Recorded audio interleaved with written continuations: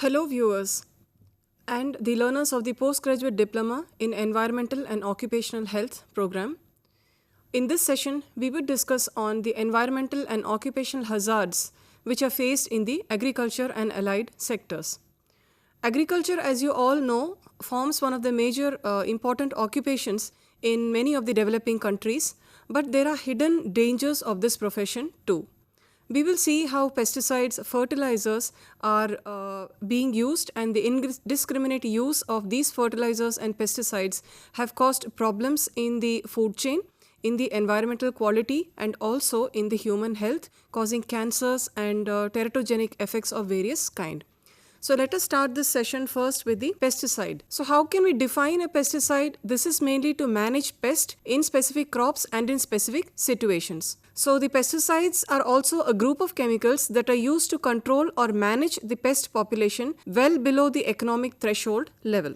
Now, there are various types of the pesticides and they can be classified as insecticides, which include the endosulfan and malathion. Fungicides, an example is a copper oxychloride. We have herbicides and rodenticides, example is zinc phosphide. We have nematicides that control the nematodes in the soil, that is the ethylene dibromide. Then we have the chemosterilants, molluscicides, which control the mollusk and the snail type of animals. And this example includes the metal aldehyde. The ascaricides, that is to control the worms, and also it controls mites. The example is dicophol. Then we have the avicides that repel the birds. An example is anthraquinone. And the bactericides, as we all know, which control the bacterial population. And an example that is used is the streptomycin sulfate. So the Insecticide Act of 1968, this was a key piece of legislation and it was supposed to govern the use, manufacture, distribution, sale and transport of the insecticides with a view to lowering the risk to human and animal health. But in practice, this is rarely the case because we find that the soil is overburdened with the chemicals and the chemical pesticides which are of concern, and this has degraded the quality of our environment, both the air, soil and the water quality, because most of the pesticides they are persistent in the environment. For example, the organochlorine compounds like DDT.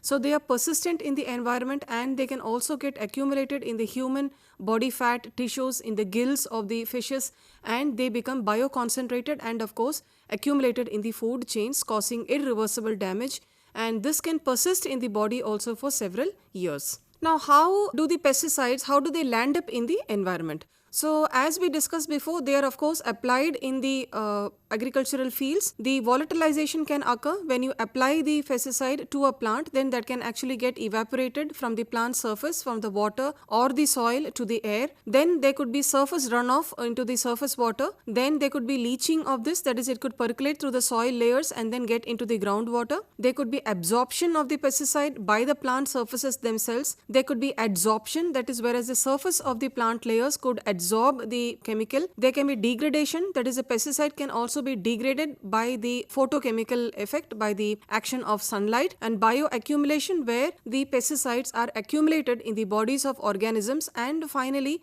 human beings, when we consume, for example, if it is accumulated in the body of fishes or in the body of the birds, then human beings, when we consume, as we are on the top of the food chain, then there is a high concentration of this that enters our body and it can cause lethal effects. Now, there are different forms of exposure of the pesticide in the environment. So, this could be through the air that we breathe from the agricultural source or in the urban areas when the pesticides are sprayed. Now, this actually you can feel it, like even if you have a mango tree or any other fruit bearing tree in your compound and the gardener comes to spray some kind of chemical onto it, immediately, like if you're inside or if you're exposed to this toxic vapors, then you will get some kind of a headache, a dizziness, your ears or your eyes can get blocked, they can water.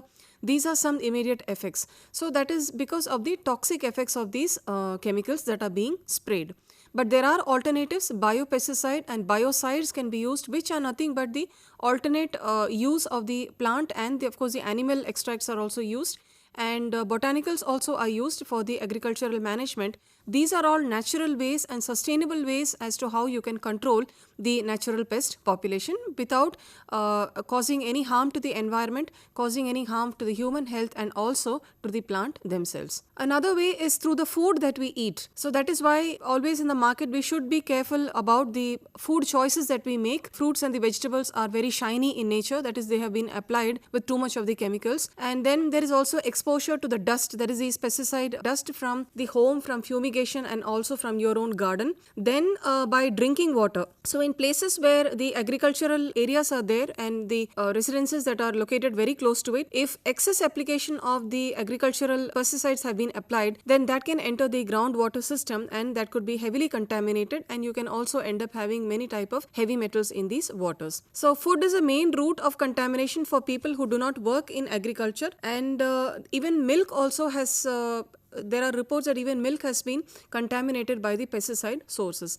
That is why these days we have the organic milk that is coming up there, where they know the source of the cows, they know the feed that is being fed to the cows or the buffaloes, and that way the pasteurized milk from these organic farms and this organic milk is much more safer to consume than those where we don't know from where the source milk comes from. Coming on to pesticides and the human health. Now, as I said that these pesticides of different kinds, we have seen the insecticide, the herbicides, the weedicides. So they could be carcinogenic, where they can cause an proliferation of the cells causing cancer in various tissues in the body. They could be teratogenic effects. Teratogeny, nothing means the birth defects that are caused, and we will discuss some of the case studies where the teratogenic effects have been observed in our own country. Then they also cause disruptions in the endocrine system, reproductive, immune and also in the nervous system. So that is why sometimes these pesticides are endocrine disruptors, and they also cause disruptions in the hormone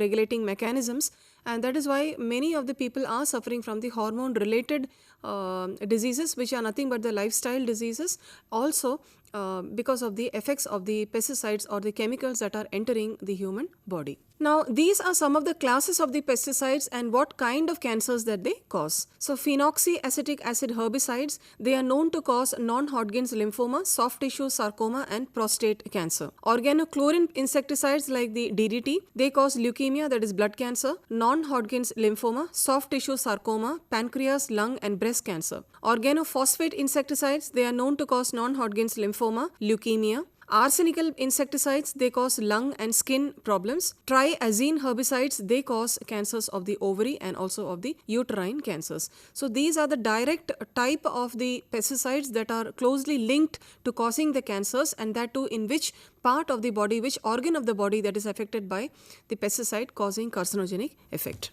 Now, one case study which is very important is the endosulfan case study, which was noticed in the Kasaragod district in Kerala. This happened decades before, and here the endosulfan, which is an organochlorine compound, was sprayed aerially using a helicopter over this entire plantation corporation of Kerala in Kasaragod district, and unfortunately many of the people complained of the carcinogenic effects and teratogenic effects, where the children who were born, they had the birth defects, and you can see in this figure the girl doesn't have the digits on the fingers, that is some digits are missing, some fingers are missing. So these are all the birth defects that were seen. So this was a very major case, and this was actually applied to the cashew nut plantations in this Kasaragod district. Then even now these endosulfan, that is a raw material for the endosulfan manufacture, is still there. And the Supreme Court banned the use of the endosulfan, but again disposing of this waste which is there in many of the in the godowns of this plantation corporation of Kerala is causing concern, because they are being dumped in piles, and also the raw material that is used in the manufacture, that is also a cause of concern, and the authorities are looking into this matter. Another case study is the arsenic contamination that is seen in West Bengal, in Assam and in Bangladesh. So this entire belt also, primarily there could be geological reasons for the aggravation and the release of the arsenic into the waters. But then there is also an indiscriminate and excessive use of the arsenic pesticides which are also manufactured in these regions, and that has caused the water to be contaminated with this heavy metal arsenic. And arsenic is not manifested within a few years, but it takes 10 to 15 years for the manifestations to be seen. So normally they appear as white mottled appearance on the skin, and later on these become keratose, that is the skin becomes hardened, mainly in the hands, in the inner part of the hand and also on the foot region, and later on this become like leprosy like lesions which are very severe. So this is a problem with arsenic, causing arsenic kind of cancers in certain regions in the Assam, West Bengal and the Bangladesh regions. Then further in Punjab, the pesticides were also found in the blood of certain people. So the Center for Science and Environment in New Delhi, they tested in their laboratory and they found 15 different pesticides in 20 blood samples tested from 4 villages in Punjab. Now what is more important to know is how much of the pesticide in the blood is safe, because we have some safe limits also where you are able to tolerate these limits in your body. But these tests are also done by the toxicological studies, and we use the LD50 where we test the toxicity of the given compound, and LD50 is the dose which is administered normally in the laboratory animals like the white mice, in the rat or in rabbits. Then 50% of the population survives, 50% of the population dies, which has a lethal effect. So this is how the acute toxicity of the compound is being seen, and when they measured the toxicity of those pesticides, they found that it was quite high, almost 188 times more than the prescribed limits were found in the blood of the people in Punjab. The LD50 values are measured 0 onwards, and the lower the LD50, then more the toxic the pesticide could be, and once ingested they accumulate in the body fat or they can just pass through. The organochlorine pesticides, they accumulate in the body fat and the body lipids. These fat-soluble chemicals will persist in the body, and the Center for Science and Environment found that the pesticide residues of both dichloroethane and also the trichloroethane in the Punjab samples were 35 to 188 times that were higher than the prescribed limits. In the food chain also you can see this organochlorine compound, how it enters from the agricultural field, how it enters the lakes and the ponds, how it gets accumulated in the fishes, in their body fat, and the predatory birds when consumed them, then the concentration of their DDT, it increases, and of course when the human beings also ingest them, then again it is bioaccumulated in the organs. So that is the organochlorine which is occurring in the food chain. Another important case study is the cause of pesticide which was noticed in the soft drink. The Center for Science and Environment, again they found high levels of toxic pesticides and insecticides, high enough to cause cancer, damage to the nervous and the reproductive system, birth defects and severe disruption of the immune system. But when 2 of the brands that were found in India, it did contain the pesticide and the insecticide. When the same brand, not to take the name, when the same brand was tested in the US, they were not found to contain the carcinogenic compounds and the pesticides. So that means that it has a dual character or the dual nature of the marketing soft drink in nature, but after that it was observed that the pesticide contents are there in the bottled waters and also in the soft drinks. Bhopal gas tragedy, we all know, which occurred in December 1984. We know that there was, due to a faulty system operation in the vault, there was the explosion, gas explosion occurred, which was a methyl isocyanate. But the Union Carbide India actually produced 3 types of pesticides, which was their manufacturing sector, and they manufactured 7, that is known as carbaryl, temic, aldicarb and cevidol, that is a brand name and the compound that is being used, a formulation of the carbaryl and gamma hexachlorocyclohexane. All these years, like after the Bhopal gas tragedy, it was in 1984, so almost it is 30 years. These years, the toxic waste and the products were dumped at certain places inside the plant and also near the solar evaporation drying places that was outside the plant. And so this waste is not managed properly, and this pesticide waste also is causing a huge concern because that is entering the soil, the air and the waters and causing pollution. So as I said, this was shut down in 1984 and the toxic waste has been dumped in the solar evaporation plant, and people have observed the soil and the groundwater contamination, and this is a serious cause of public health concern for the residents in the surrounding region. So the pesticide waste is also a problem. So that was all about the environmental effects and the environmental hazards of using pesticides from the agriculture sector. Now we go on to fertilizers. So as I said, that agriculture is one of the major occupations that are followed in the an agrarian economy in the developing countries. Majority of them do this. farmers for their occupation, primary occupation. And at present in India, we use 33 million tons of chemical fertilizers, and out of which 26 million tons are produced indigenously. So these fertilizers actually, they enhance the soil vitality, the soil fertility, they enhance the plant growth and vitality of the plant. And the farmers use them so that they are able to produce luscious and nutritious food, both the vegetables as well as the fruits. But they are unaware of the harm that is being caused due to these chemical fertilizers. So in this also, like, there is quite a percentage that is used for in the soya bean cultivation, in the oil seeds cultivation, then in the rice, in the pulses, in the wheat. So in different plants, a different amount of the fertilizers are being used, but an alternate is to use the biofertilizers and biomanures, which are eco-friendly and which are made from the animal or the dung, the manure, and also from certain azolas, the plant products, and also the blue-green algae or the cyanobacteria species, the leguminous plants, and the nitrogen fixing species, which can actually, from the rhizomes in the root nodules, they can directly fix the nitrogen from the atmosphere. So these are some of the natural things, and also the bioinoculants, which are the biofertilizers. These all can be used. The compost can be used. We ourselves can compost the fertilizer in our backyard. That is the organic waste, the kitchen waste that we use every day. If we have some space, we can make a small compost pit in our own kitchen in the backyard and use that because the bacteria from the soil, also from the air, they will start acting on it, start decaying it, and then you have the composted material within a few days, weeks or 10 days. In the same way, vermicompost, by introducing Icena foetida, that is earthworms, they can also give you a very good fertile soil that can also be used for the organic matter and the waste, and that can be used for enhancing in your own kitchen gardens or for the agriculture sector. So these are the bio alternatives where eco-friendly techniques can be used and we can avoid the chemical fertilizers.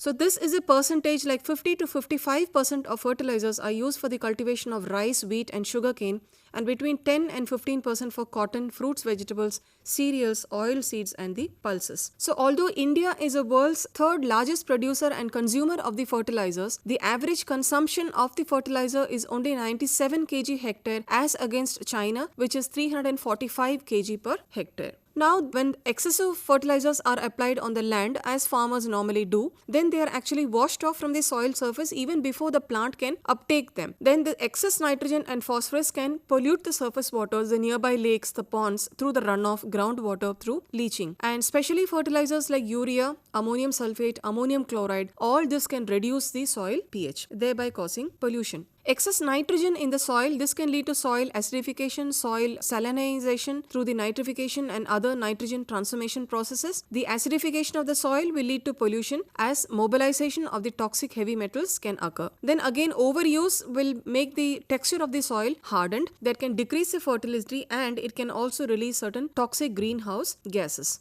Now, there are certain hidden dangers of using the chemical fertilizers. One case study is the methemoglobinemia, which is also known as the blue baby syndrome, where bluish coloration or the cyanosis of the body and the skin occurs. So in this, what happens is, when the nitrogen containing fertilizers are applied, they get converted into nitrates in the groundwater. And when the groundwater has more level or more amount of the nitrates, and when the small children, especially the very newborn, the young children consume this, then it gives rise to this blue baby syndrome. And in this, methemoglobin is formed, which is actually the ferric form of iron, Fe3+. But normally in the hemoglobin, where the Hb combines, these ions are normally in the Fe2+, that is in the ferrous state. In this heme, which has this heme compound, you have the oxygen binding affinity sites. So if one of the part has the ferric site and the other three have the ferrous site, that is Fe2+, then there is more pressure on the other three bonding sites, and the oxygen carrying capacity of the blood will be reduced. So the RBCs are not able to deliver the the oxygen carrying capacity would be reduced, and then you will also have the carboxy hemoglobin, where the carbon dioxide and the hemoglobin can also combine together, and all this will lead to the cyanosis, shortness of breath, dyspnea, all these things can occur, and finally it has certain fatal results. So that is because of the methemoglobin formation, not the normal hemoglobin. Blood also appears like rich brownish in color. That was regarding the human health. And again, regarding the environmental health, we have the eutrophication, where excessive nitrates and phosphates, when they are applied to the agricultural field and then they run off, then the lakes and the ponds can get highly enriched due to the eutrophication process. So here unwanted weeds, they can start growing, that is the algal blooms start growing. And in the like the lakes or the ponds, you have three different regions, that is the littoral, the limnatic and the profundal region. That is a deep zone where there is no entry of the light. Then you have the limnatic and the littoral, where there is medium amount of light entering, and of course the photosynthetic layer, where there is enough amount of the sunlight penetrating. So depending on that, the organisms are also living there. Both the plant as well as the animal organisms are thriving in these three zones. So when these algal blooms start infesting them due to eutrophication, they deplete the dissolved oxygen from these waters, and thereby the fishes or the plants which need the oxygen for their survival, they are completely deprived of this oxygen content. And the algal blooms also produce certain toxins which can interfere with other plant growth and can destroy, and with these endo and enterotoxins, they actually cause a lot of environmental quality and pollution problems. Now we have discussed about the fertilizer and the pesticide, the livestock factor and the aquaculture practices. We will discuss about the livestock. In the livestock, like the poultry and the goat, the cow, the dairy sector, all these are also very important, and we have the ruminant species that are being grown. So the carbon dioxide are being emitted by the ruminant species, and the ruminant species emit about 2 billion metric tons of CO2 equivalent per year. So that is why the greenhouse gas emission from the ruminants are also a cause of concern, and this CO2 from livestock respiration accounts for 21% of the anthropogenic greenhouse gases worldwide, which is 8769 million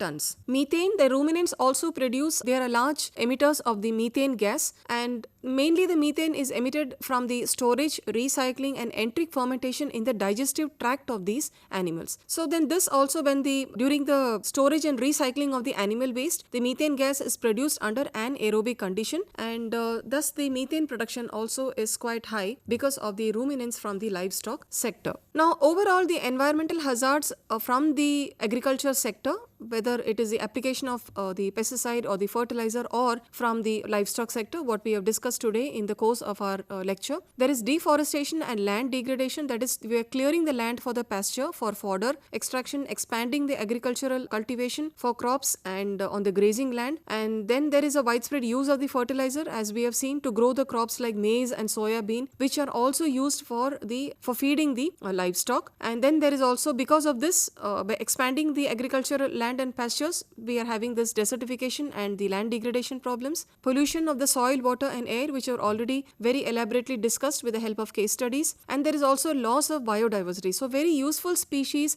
very useful the plant and the flora as well as the fauna, the animal species are being lost just because of these agricultural sectors and expanding of these sectors. There are also certain occupational health hazards faced by the workers and also by the normal people. There are physical hazards like musculoskeletal disorders. Laborers can also get injured during stepping on, crushing, kicking by the animals and biting also of the animals. Then there is high dust exposure in the animal and the poultry buildings. So they normally have this asthma, then asthma-like symptoms like wheezing, then shortness of breath during work. There are chemical hazards when drinking contaminated water, and that can also cause the developmental deficiencies, and mainly due to the deprivation of the oxygen in the blood. Then the methane and ammonia from these dairy farms also, when large amount is present, when you inhale, that also gives dizziness, and it causes the sleep interruption, gastrointestinal problems and certain other health effects. Biological hazards are also very important. There are zoonotic diseases by the biting of and also vector-borne diseases like the brucellosis, tuberculosis, and also very lethal strains of E. coli and rabies. We wind up with this last study, that is a brucellosis in humans.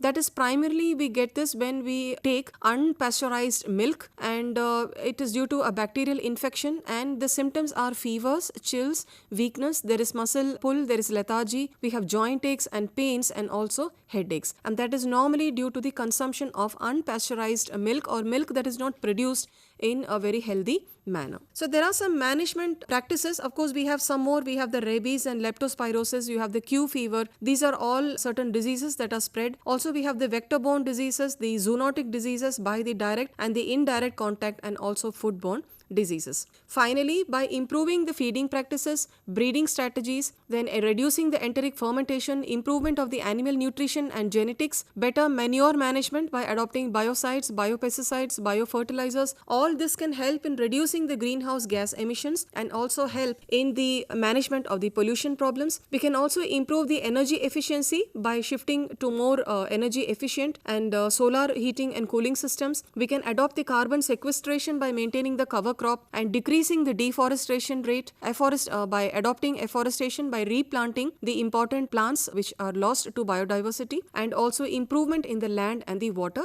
management. So summarizing our lecture today, this was regarding the environmental and occupational hazards that are faced in the agriculture sector. We faced on the human health studies that have been done in the various laboratories, and the case studies regarding the soil pollution due to excessive use of fertilizers and the pesticides, and also from the livestock, also what kind of greenhouse gases can be emitted, and how the various occupational health hazards also faced by the laborers in these sectors. There are better eco-friendly management practices which can be adopted and that can help in addressing these environmental as well as occupational hazards. Thank you for your patient listening.